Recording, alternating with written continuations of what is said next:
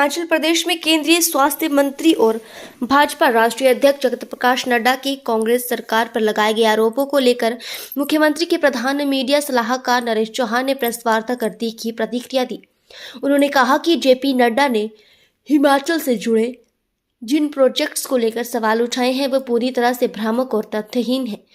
ये हमारी जिम्मेदारी बनती है कि प्रदेश की जनता के सामने सच रखें। उन्होंने मेडिकल डिवाइस पार्क को लेकर जो सवाल उठाए हैं वे सरासर गलत हैं। ये प्रोजेक्ट प्रदेश सरकार खुद बना रही है। भारत सरकार से मिले 25 करोड़ रुपए ब्याज सहित वापस किए जा चुके हैं। पहले जो एग्रीमेंट हुआ था वो प्रदेश के हित में नहीं था। नरेश चौहान ने कहा कि पार्क के लिए 1500 बीघा जमीन मात्र 12,63,000 में देने का समझौता किया गया था, जो जमीन की बाजार की कीमत के मुकाबले बेहद कम था। प्रदेश सरकार ने जब इसकी समीक्षा की तो पाया कि इसमें राज्य को भारी नुकसान हो रहा था। जमीन की वैल्यू करीब 500 करोड़ है। उन्होंने कहा कि न सिर्फ जमीन बल्कि बिजली और पानी की दरें भी प्रदेश सरकार के लिए घाटे का सौदा थी। इस प्रोजेक्ट में 10 साल तक बिना किसी शुल्क के पानी की आपूर्ति, मेंटेनेंस का जिम्मा राज्य सरकार पर और 70% जीएसटी की छूट जैसी शर्तें थी, जिससे प्रदेश को राजस्व भी नहीं मिलता। सबसे बड़ी बात है कि इस प्रोजेक्ट की टोटल जो कॉस्ट थी वो 350 करोड़ रुपया होने वाली थी, जिसके तहत 100 करोड़ रुपया भारत सरकार से आना था और 250 करोड़ रुपया जो है हिमाचल सरकार ने इसमें लगाना था। तो उसके तहत 25 करोड़ रुपया भारत सरकार से हमारे लिए रिलीज हुआ था।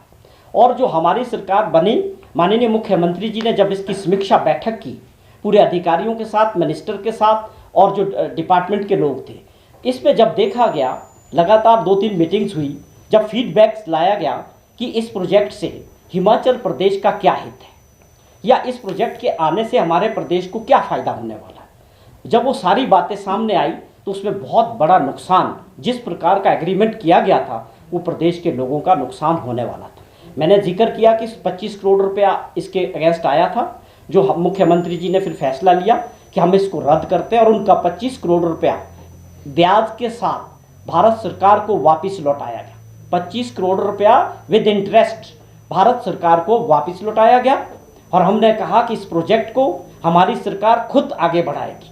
ये नहीं है नड्डा जी की ये प्रोजेक्ट बंद हुआ है, ये मेडिकल डिवाइस पार्क अभी भी बन रहा है, लेकिन हमने इसमें जो भारत सरकार की शर्तें थी, जो उनका उसमें पार्टनरशिप था, वो ख़त्म किया है। और वो क्यों किया है मैं बड़े तसलीफ के साथ आप लोगों के सामने रखना चाहता हूँ। पहला मैंने कहा कि 250 करोड़ हमारा लगना था, 100 करोड़ उनका। अब हमारे पे और क्या कंडीशनें थी?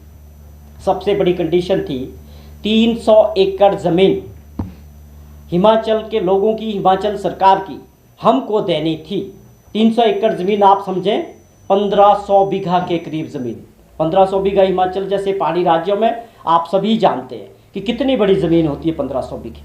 और दुर्भाग्यपूर्ण वंश देखिए कि क्या एग्रीमेंट साइन किया था। 1 रुपये स्क्वायर मीटर, सिर्फ 1 रुपये स्क्वायर मीटर के हिसाब से ज़मीन हमने देनी थी। ज़मीन हमारी और आपकी जानी थी। और उसकी वैल्यू क्या लगाई आप भाई साहब? भाई 12,63,000 रुपये में 1500 बीघा ज़मीन। आप कल्पना करिए कि 12 लाख में तो विश्वों में भी ज़मीन नहीं मिलती। आपने 12 लाख रुपए में 1500 बीघा ज़मीन दे दी, तो बताइए कहाँ इसमें हमारे लोगों का फ़ायदा था?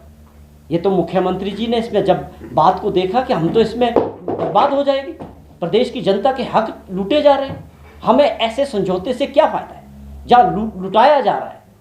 हमारे पास पहाड़ी क्षेत्र है, हमारी ज़मीनों की वैल्यू होनी चाहिए। 1 रुपये स्क्वायर मीटर, ये कैसे समझौते किए गए जिसमें पूरा हमारा जो हित है प्रदेश का वो गिरवी रखा गया। अब आप समझें कि 12 लाख के बदले 1500 बीघा ज़मीन देनी थी। हमें ये लगा कि गलत है। और इस ज़मीन की आज की डेट में 1500 बीघे की वैल्यू कम से कम 500 करोड़ रुपए की ज़मीन। आप 100 करोड़ रुपया दे के 500 करोड़ रुपए की हमारी ज़मीन ले जाएंगे, हमें क्या फ़ायदा हुआ? इसीलिए हम इससे पीछे हटे। लेकिन डिवाइस पार्क बन रहा है, अब वो हमारा उसमें स्टेट गवर्नमेंट बना रही है। और उसके बाद आप देखें कि और मैं आपको बताऊं कि बिजली जो देनी थी उस प्रोजेक्ट के लिए 3 रुपये पर यूनिट बिजली देनी थी। आप सभी लोग जानते हैं कि हम बिजली 6 से 7 रुपये पर यूनिट खरीद रहे हैं। और पीक टाइम होता है जब हमारा विंटर्स में, तो 7 से 8 रुपये यूनिट भी हम बिजली खरीदते हैं सरकार खुद अपने उपभोक्ताओं के लिए। और इस कॉम्प्रोमाइज़ के तहत 3 रुपये यूनिट बिजली जो है हमको उनको देनी थी। अब बताइए आप कौन सा फ़ायदा इसमें होने वाला है प्रदेश का।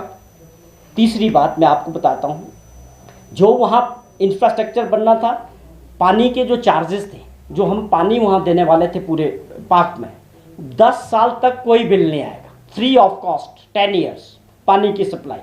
उसके अलावा आप समझें कि मेंटेनेंस 10 साल तक राज्य सरकार करेगी बिना किसी चार्जेस के। आप देखिए इनकी कंडीशनें देखिए, और फैक्ट्स मैं ये समझ सकता हूँ कि ये माननीय नड्डा जी को शायद इतनी बारीक जानकारियाँ दी नहीं किसी ने कि ये किसके फेवर में था, ये कौन सी बात आप करके गए कल।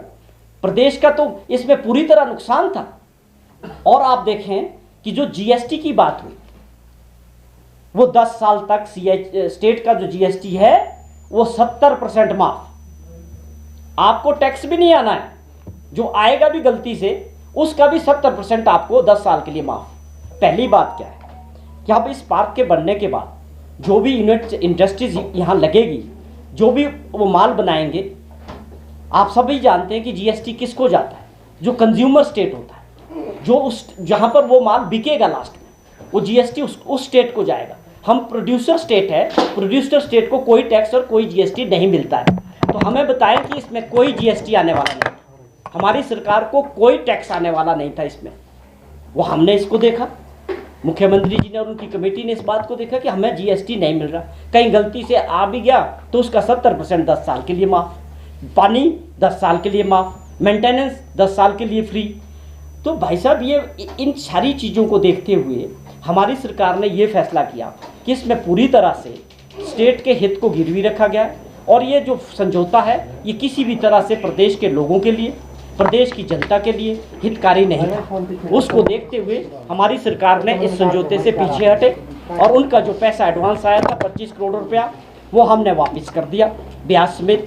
तो ये कुछ कारण थे जो हम पूछना चाहते हैं कि इसमें कौन सा गलत काम हमारी सरकार ने और इसमें किया। ये मेरा प्रश्न है माननीय नड्डा जी से भी कि आप बताएं सर कि कौन सी गलत बात हुई है इसमें, इस कॉन्ट्रैक्ट को रद्द करके भारत सरकार के साथ हमने कौन सा गलत काम किया।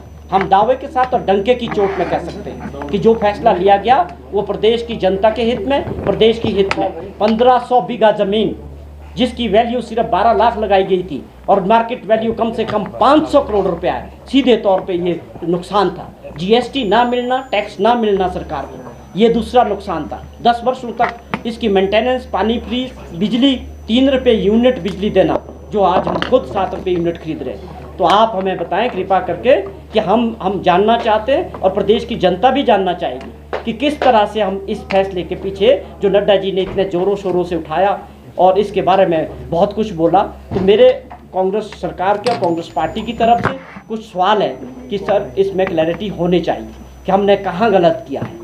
हमें तो पूरी तरह से पारदर्शिता के साथ इस प्रोजेक्ट को, और आपको मैं बताऊं कि ये प्रोजेक्ट अभी चल रहा है, आप ये ना कहें कि ये बंद हो गया, इसमें काम चल रहा है ज़ोरों से। 130 करोड़ रुपए के लगभग काम इसमें साइट डेवलपमेंट्स का, ये एक पहाड़ी जगह थी, उसको प्लान करना, साइट डेवलपमेंट करना, या बाहर की जो जितनी भी इसके बाहर की रोड्स है ऑलमोस्ट उसमें काफ़ी काम हो चुका है, इंटरनल वर्क्स हो चुका है, पानी वहाँ पहुँच चुका है, बिजली का काम काफ़ी हो चुका है।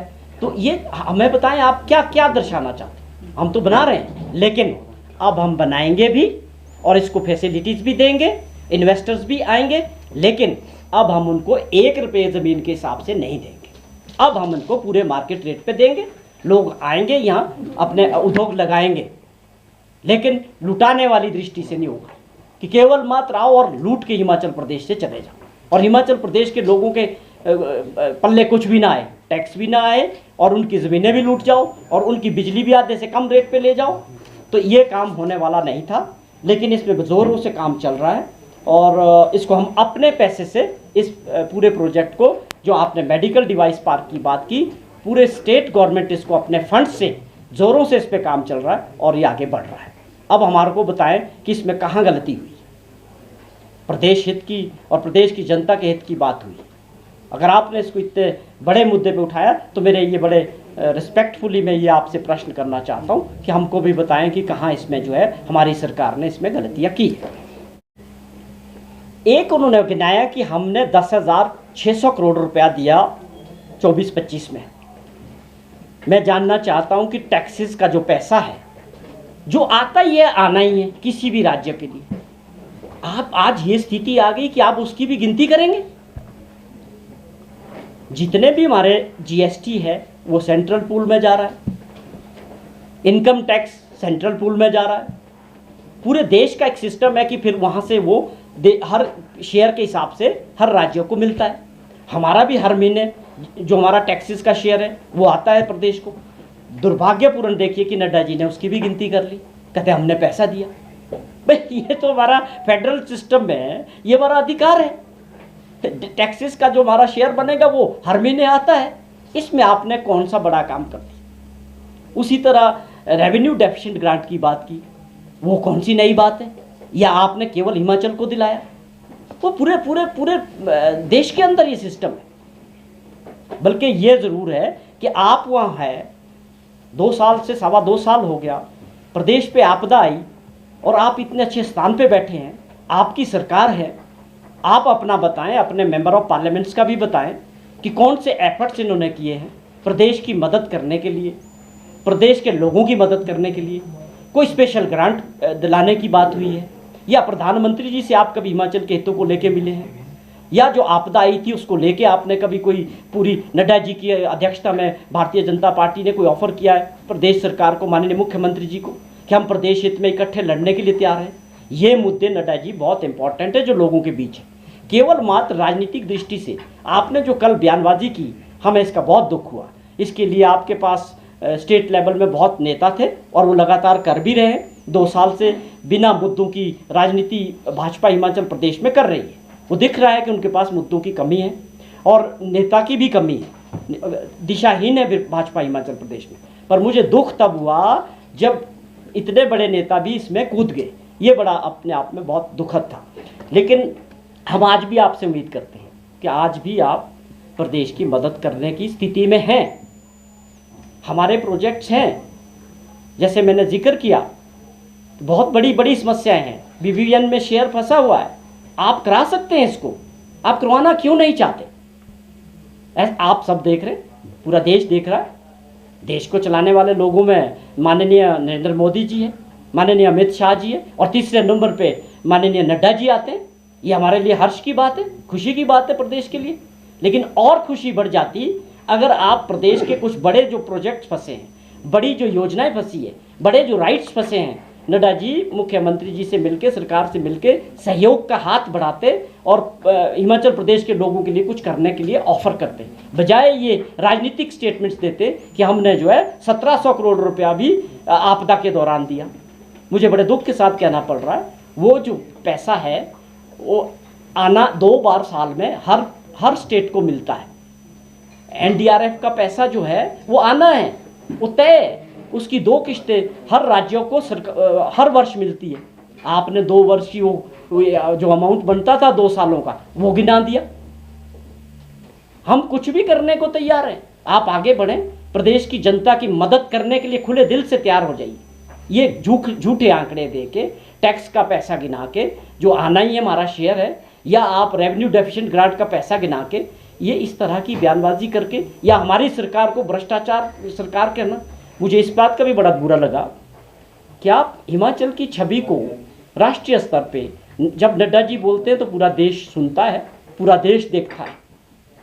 आपको अपने राज्य के बारे में ऐसे विचार राष्ट्रीय स्तर पे नहीं रखने चाहिए जो फैक्ट्स के बेस पे नहीं है। हिमाचल प्रदेश की एक पहचान है, यहाँ के लोग ईमानदार हैं, मेहनती है, और यहाँ कोई भ्रष्टाचार नहीं है। केवल राजनीतिक दृष्टि से बयानबाजी नहीं होनी चाहिए, अगर कहीं भ्रष्टाचार है वो दिखना चाहिए, उस पर आप फैक्ट्स के साथ बात होनी चाहिए। तो ये कुछ कारण थे जो मैंने आप लोगों के माध्यम से कुछ इस मेडिकल डिवाइस पार्क की जो प्रश्न माननीय नड्डा जी ने किए थे, मैं सरकार की तरफ से हिमाचल प्रदेश की जनता को ये पूरे पारदर्शिता के साथ बताना चाहता हूँ कि ये प्रोजेक्ट अभी भी चल रहा है, लेकिन हमने भारत सरकार का पैसा वापस कर दिया। प्रदेश सरकार अपना पैसा लगा रही है। हमने प्रदेश सरकार के हितों को और जनता के हितों को इसमें पूरी तरह सुरक्षित किया है। जहां वो 100 करोड़ से हमको इसको दबाना चाह रहे थे और हमारी 500 करोड़ रुपए की ज़मीनों को केवल मात्र 12 लाख रुपए में हड़पना चाह रहे थे, वो माननीय मुख्यमंत्री जी ने और हमारी सरकार ने नहीं होने दिया। या वो 7 रुपये यूनिट बिजली को 3 रुपये यूनिट बिजली उनको देना चाह रहे थे, वो हमने नहीं होने दिया। या वहाँ पर GST नहीं आना है सरकार को, उसमें 70% फ्री था, ग्रांट कर दी 10 साल के लिए। ये लूटने वाला काम नहीं होगा, लेकिन डिवाइस पार्क बनेगा, ज़ोरों से काम चल रहा है। और अब हम उसमें जो है जो भी आएंगे उसको मार्केट रेट पे जो है ज़मीन अब जो होगी वहाँ पर पूरा इंफ्रास्ट्रक्चर बनने के बाद इंडस्ट्रीज वहाँ आएगी। चौहान साहब, उसका सबसे बड़ा कारण ये है कि पिछले कल भारतीय जनता पार्टी के वरिष्ठ नेता माननीय श्री जगत प्रकाश नड्डा जी, जो हिमाचल प्रदेश से हैं और भाजपा के राष्ट्रीय अध्यक्ष भी हैं और हेल्थ मिनिस्टर ऑफ इंडिया भी, वो पिछले दिन हिमाचल प्रदेश के दौरे में थे। उन्होंने कुछ बातें हिमाचल सरकार के बारे में की, कुछ प्रोजेक्ट्स के बारे में भी बात की कि हमने किस प्रकार दिल्ली से प्रोजेक्ट्स को अप्रूव कराया और उनको लेके हिमाचल प्रदेश सरकार का क्या रवैया रहा। इस तरह की बातें माननीय नड्डा जी ने मीडिया के ज़रिए कल जो बातें की, उसके बारे में हम कुछ बातें आपके ज़रिए उनको भी बताना चाहते हैं और प्रदेश की जनता के सामने भी कुछ फैक्ट्स रखना चाहते हैं कि जो प्रश्न नड्डा जी ने हमारी सरकार से किए हैं उसका जवाब देना हमारा मैं समझता हूँ बहुत ज़रूरी है कि कोई ऐसी गलतफहमी जनता को नहीं होनी चाहिए। पहली बात तो ये है कि हमें इस बात की खुशी है कि जगत प्रकाश नड्डा जी हिमाचल प्रदेश से हैं और इस मुकाम तक पहुँचे हैं। ये अपने आप में बहुत बड़ी बात है, बहुत बड़ी उपलब्धि है। लेकिन साथ में एक चीज़ मैं और दरख्वास्त करना चाहूँगा आप लोगों के माध्यम से। जीवन में बहुत कम बार ऐसा मौका मिलता है कि आप छोटे राज्य से इतने बड़े पायदान पर पहुँचते हैं और लगातार आप 10 वर्षों से इस स्थान पे बने हुए हैं। और उस जगह पहुंचने के बाद दुर्भाग्यपूर्ण नड्डा जी ने भी दौरे में जो आके राजनीतिक दृष्टि से जो बयानबाजी की, मुझे वो पर्सनली भी बहुत बुरा लगा कि उसके लिए तो आपके पास स्टेट में बहुत बड़ी फौज थी। राजनीतिक बयानबाजी के लिए भाजपा में कमी थोड़ी है हिमाचल प्रदेश के नेताओं की। आपका जो स्तर है राष्ट्रीय स्तर का, आपको उस स्तर से हिमाचल प्रदेश को देखना चाहिए और हिमाचल प्रदेश के लोगों के लिए काम करना चाहिए। जीवन में बहुत कम लोग ऐसे भाग्यशाली होते हैं जिनको ऐसे मुकाम में पहुंचने का मौका मिलता है। तो मेरी उनसे ये रिक्वेस्ट है कि आप अभी भी अपनी जिम्मेवारी को समझें और जिम्मेवारी के साथ प्रदेश के लोगों के लिए कुछ बड़ी योजनाओं की बात करें और जो प्रदेश के जो हक फंसे हुए हैं भारत सरकार के पास लगातार, उसको लेके नड्डा जी को सरकार की मदद करनी चाहिए और प्रदेश की जनता की मदद करनी चाहिए। ये बड़े सोच की बात मैं कर रहा हूँ। मैं उम्र से छोटा हूँ, मैंने जिक्र किया कि हम उनका सम्मान करते हैं, फिर भी मेरी ये अपनी एक सोच थी कि मैं अपनी भावना को आप लोगों के माध्यम से नड्डा जी को ज़रूर व्यक्त करूँ कि सर ये मौका मिला है, प्रदेश की सेवाओं को, लोगों की सेवाओं का मौका करने का है। आप छोटी राजनीति में मत फंसे। इस तरह की बयानबाजी करने के लिए आपके पास और बहुत सारी फौज है, उसका हम जवाब भी दे देंगे फैक्ट्स के साथ। लेकिन मैं सम्मानपूर्वक आपसे दरख्वास्त करता हूं कि आप प्रदेश के जो स्थिति है, प्रदेश के जो बड़े फैसले हैं, जो बड़े कारण हैं जिसकी वजह से हमारे, आप वाटर की बात करें, वाटर राइट्स की बात करें, जो लड़ाई प्रदेश सरकार लड़ रही है, या और दूसरे जैसे BBN की बात करें, वहाँ हमारे अधिकार फंसे हुए हैं, उसकी लड़ाई हमारी फंसी हुई है। और जो हमारे पावर प्रोजेक्ट्स जो गलत तरीके से साइन किए गए इनके साथ, उसमें हमारी लड़ाई है। या आप समझें कि जो आपदा के समय का 10,000 करोड़ के करीब जो है, जो भी आंकलन हुए थे, जिसमें भारत सरकार की खुद की टीमें आई थी, उनके द्वारा जो हमने सबमिशन किया है, उसमें जो पैसा मेरे को मिलना चाहिए प्रदेश की जनता को, उसमें आपकी मदद होनी चाहिए थी। या NPS के तहत 9200 करोड़ रुपया जो हमारे सरकारी कर्मचारी भाइयों का दिल्ली के पास, भारत सरकार के पास फंसा हुआ है, उसमें आपकी मदद की ज़रूरत होनी चाहिए थी। आपको उसमें खुले दिल से प्रदेश की सरकार की मदद करनी चाहिए थी, वो प्रदेश के लोगों की मदद होनी चाहिए थी। क्योंकि आप आज ऐसी जगह बैठे हैं जहां आप प्रदेश के लोगों की मदद कर सकते थे। तो दुर्भाग्यपूर्ण वंश आपने जो कल मुद्दा उठाया, मुझे उसका जवाब देना पड़ेगा, क्योंकि प्रदेश की जनता को जानना चाहिए और हमारा पक्ष क्या है सरकार का, किन कारणों से वो आपने जो मेडिकल डिवाइस पार्क की बात बद्दी के अंदर नालागढ़ में जो बन रहा था उसको लेके नड्डा जी ने कल बात की और हमारी सरकार को भ्रष्ट सरकार कहा हिंदुस्तान का, कि कांग्रेस के अंदर जितनी सरकारें हैं सबसे भ्रष्ट। बहुत दुर्भाग्यपूर्ण स्टेटमेंट है। आपको अपने प्रदेश के बारे में राष्ट्रीय स्तर पर होने के नाते इस तरह की बयानबाजी से बचना चाहिए जिसमें कोई फैक्ट्स नहीं है, और बताएं कौन सा भ्रष्टाचार हुआ, ये खुले तौर पे बताना चाहिए कि कहाँ हुआ भ्रष्टाचार, किस सरकार में कौन भ्रष्टाचारी। ये 2.5 साल का समय होने वाला है हमारी सरकार को, आपको बताना चाहिए। कहीं भी बता दें, किसी भी एजेंसी को बता दें, हम इसको डंके की चोट पे पूछना चाहते हैं कि कौन से भ्रष्टाचार की बात नड्डा जी करके गए। और दूसरी बात, जो सबसे कौन कहाँ है कब बोलेगा वो नहीं है विषय, यहाँ बड़ा इंपॉर्टेंट ये हुआ, ईमानदारी के साथ में ये बात कर रहा हूँ। हमने बिल्कुल एक्सपेक्ट नहीं किया था कि इस स्तर पे बैठे हुए नेता राष्ट्रीय स्तर पे राजनीतिक मजबूरी से प्रदेश सरकार को घेरने का और गलत तरीके से और गलत आरोप लगा के ये करेंगे, ये वाकई में हमारे लिए बड़ा दुखद था। दूसरी बात ये है कि हम आज भी उम्मीद करते हैं कि नड्डा जी को ईमानदारी के साथ जहाँ पर उनकी पहुँच है, जहाँ वो बैठते हैं, जिस सर्कल में वो काम कर रहे हैं, आज भी वो ईमानदारी के साथ अगर चाहेंगे तो प्रदेश की बहुत बड़ी सेवा कर सकते हैं, प्रदेश की बहुत बड़ी मदद कर सकते हैं। सरकार किसी की भी होगी, प्रदेश तो हमारा और आपका सबका है। जो विपक्ष में बैठे लोग हैं उनका भी प्रदेश है, हमारा भी प्रदेश है। मकसद सबका प्रदेश की जनता के लिए काम करना है, आने वाले समय के लिए प्रदेश को अपने पाँव पे खड़ा करना है, आर्थिक स्थिति से मजबूत करना है। मैं बड़ा हैरानी होती है, कोई भी आदमी चाहता है कि हमारे प्रदेश के लिए कुछ योजनाएं मिले, वो आगे बढ़े, अगर हमारा संपर्क है। उस दृष्टि से भाजपा के नेताओं को काम करना चाहिए, बजाय इसके कि आपने एक बारी पहले प्रयास किया। नड्डा जी ने कहा कि अगर आपसे सरकार नहीं चल रही है तो आप छोड़ दीजिए। भाई साहब, आपकी सरकार और आपने तो गिराने का भी तो प्रयास किया, जो लोकतंत्र के खिलाफ था, लोकतंत्र की भावनाओं के खिलाफ था। लोगों द्वारा चुनी हुई सरकार को गिराने के बाद छाती ठोक के बोलते हो कि हमने आपकी सरकार गिरानी, लेकिन वो तो देखिए कि लोगों का प्यार था, लोगों का सहयोग था, वो सरकार और मजबूत हुई। तो ये चीज़ें, लोकतंत्र किस दिशा में जाएगा? लोगों को क्या अधिकार है वोट डाल के? अगर जनता सरकार चुनती है, आप उसको देना नहीं चाहते, साजिश के तहत उस सरकार को गिराना चाहते हैं, एजेंसीज के थ्रू उस सरकार को कमज़ोर करना चाहते हैं, तो आप किस तरह से बोलते हो कि हम हिमाचल प्रदेश के हितैषी हैं? किस तरह से हितैषी हैं? तो खुल के मदद करो प्रदेश की, तब हम मानते हैं इस बात को। आपका धन्यवाद भी करेंगे, माननीय प्रधानमंत्री जी का भी धन्यवाद करेंगे। लेकिन आप लोग इस बात को, मुझे लगता है, राजनीतिक दृष्टि से समझ नहीं पा रहे। साहब, ये आपने बोला ना मेडिकल डिवाइस पार्क का जो 25 करोड़ आया था वो ब्याज सहित लौटाया, कितना लौटाया है? देखिए, 25 करोड़ रुपए की एडवांस किस्त आई थी, टोटल 100 करोड़ रुपया भारत सरकार ने इसमें देना था, 250 करोड़ हमने लगाना था। टोटल प्रोजेक्ट की कॉस्ट 350 करोड़ थी।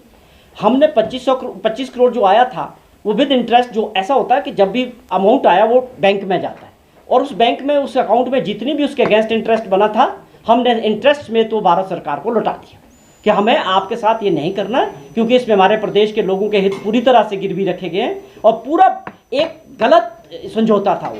लेकिन पार्क पूरी तेजी से काम कर रहा है। मैंने आपका जिक्र किया, 130 करोड़ रुपया इसमें खर्च हो गया, काफ़ी सारी चीज़ें आगे बढ़ रही है। पार्क का मतलब है कि हमको एक इंफ्रास्ट्रक्चर बना के देना है, उसमें बिजली, पानी, प्लॉट्स काटने हैं, हिल थी उसको काटना है, डेवलपमेंट करनी है, वो तेज़ी से काम चल रहा है। तो आप कौन सा एहसान जता रहे थे हमारे ऊपर? हमको लूट के कौन सा एहसान चला? मुझे दुख है उन लोगों का जिन्होंने ये समझौता किया था, ऐसे समझौते किए जिसमें प्रदेश को बिल्कुल गिरवी रख दिया सारे इंटरेस्ट को। हम डंके की चोट पे बोल रहे हैं, किसी ने चैलेंज करना तो बताए क्या गलत है इसमें? हमारे पास फैक्ट्स है, हम जो बोल रहे हैं वो रिकॉर्ड है। कोई इसको गलत दर्शा दे कि आपने 300 एकड़ लैंड जो है 12 लाख में नहीं जा रही थी, 1 रुपये स्क्वायर मीटर उसका नहीं था एग्रीमेंट, कोई गलत ठहरा दे इसको। ये रेट है ज़मीन की आज की डेट में। आप और हम लोग भाइयों ने 4 बिस्वा ज़मीन भी खरीदनी हो तो भी करोड़ रुपया चाहिए। आप लुटा रहे हो यार। अभी तो ये 1 की बात हो रही है। ऐसे समझौते पिछली सरकार में 1 रुपये में हज़ारों बीघा ज़मीनें दी गई है। अभी हम बहुत निकलेंगे और वो हम आपके माध्यम से प्रदेश की जनता को ज़रूर बताएंगे कि पिछली सरकार ने प्रदेश के हित, चाहे पावर प्रोजेक्ट्स थे, चाहे इंडस्ट्रीज में थे, पूरी तरह से गिरवी रखे। उसके कारण क्या थे, वो कहाँ से आदेश आते थे, कौन से आका थे, किसका संपर्क किस संस्था से था, ये सारी बातें आने वाले समय में प्रदेश की जनता को बतानी पड़ेगी। पुराने फैसले रिव्यू करेंगे आप? देखिए ऐसे ही है, जहाँ ये छेड़ते जा रहे हैं हम उसका जवाब जरूर देंगे, लेकिन हमारी सरकार की मंशा नहीं थी। हमारे मुख्यमंत्री जी की मंशा बड़ी साफ थी कि हमने जो काम करना है, व्यवस्था परिवर्तन का मतलब ये था कि हम पूरी पॉजिटिविटी के साथ लोगों के लिए काम करना चाहते थे। ये नहीं था कि पिछली सरकार ने क्या गलत किया उसकी इंक्वायरीज में लग जाए, उसकी विजिलेंस जांच में लग जाए। ये सरकार उस सोच के साथ आई थी। और दुर्भाग्यपूर्ण देखिए कि पिछली सरकार ने एक तो 5 साल प्रदेश के लोगों के खराब किए, और ऊपर से अब ये मुद्दाहीन विपक्ष सरकार पे जो कुछ करना चाह रही प्रदेश की जनता के लिए, उन पे बार बार जब ये प्रश्न उठाएंगे, हम समय के साथ हर चीज़ का जवाब देंगे।